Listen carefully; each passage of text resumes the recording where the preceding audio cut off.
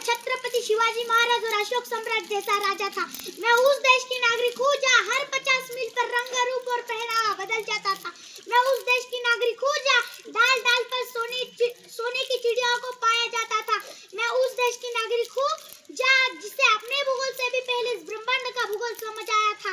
माननीय अध्यक्ष महोदय, मंचावर उपस्थित सर्व शिक्षक वृंद आणि गावचे सरपंच व माझ्या मित्र आणि मैत्रिणींनो, जसं की आज आपण इथे एकत्र जमलो आहोत तो म्हणजे भारताचा गणतंत्र दिवस म्हणजेच प्रजासत्ताक दिन साजरा करण्यासाठी। मित्रांनो, 15 ऑगस्ट 1947 रोजी आपल्या भारताला स्वातंत्र्य मिळालं, पण त्या स्वातंत्र्याला आकार मिळाला तो म्हणजे 26 जानेवारी 1950 रोजी। कारण त्या दिवशी आपले संविधान लागू झाले होते।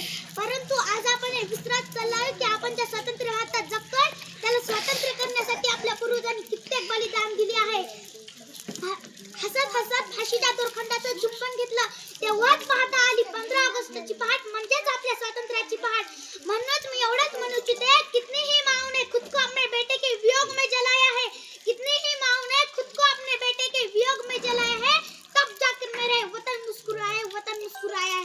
ये आजादी हमें यूं ही विरासत में नहीं मिली, ये आजादी हमें यूं ही विरासत में नहीं मिली। कितनी ही वीरों ने अपने लहू का कतरा कतरा जमीन पर गिरा है, कतरा कतरा जमीन पर गिरा है, तब जाकर मेरे वतन मुस्कुराया, वतन मुस्कुराया है।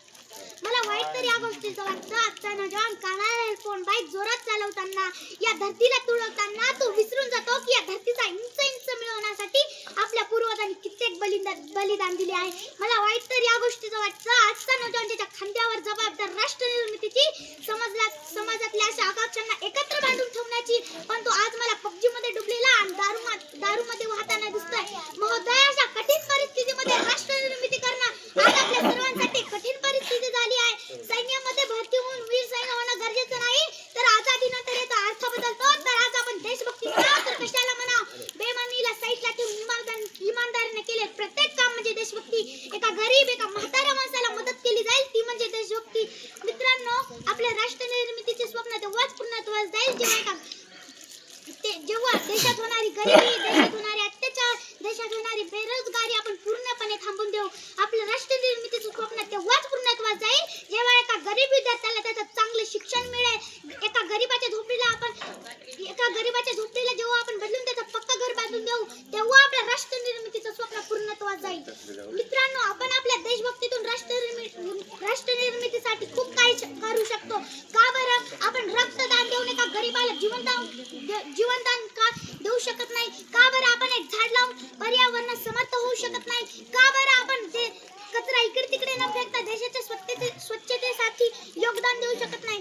मित्रांनो, मी नाही म्हणत की आपला देश जगातील एक नंबरचा देश आहे, परंतु मी हे जरूर मानते की आपल्या तेवढी ताकद आहे, आपल्या तेवढी शक्ती आहे की आपण एक दिवस आपल्या देशाला जगातील नंबर 1 चा देश बनवू शकू। मित्रांनो, मी जाता जाता आपल्या शेजारी देशाला संदेश देऊ इच्छिते की अगणित बलिदानों से अर्जित है स्वतंत्रता, के अगणित बलिदानों से अर्जित है स्वतंत्रता, त्याग तेज तप बल से रक्षित है स्वतंत्रता, रक्षित है स्वतंत्रता। प्राणों से भी प्रियतर है स्वतंत्रता, प्राणों से भी प्रियतर है स्वतंत्रता। इसे मिटाने की साजिश करने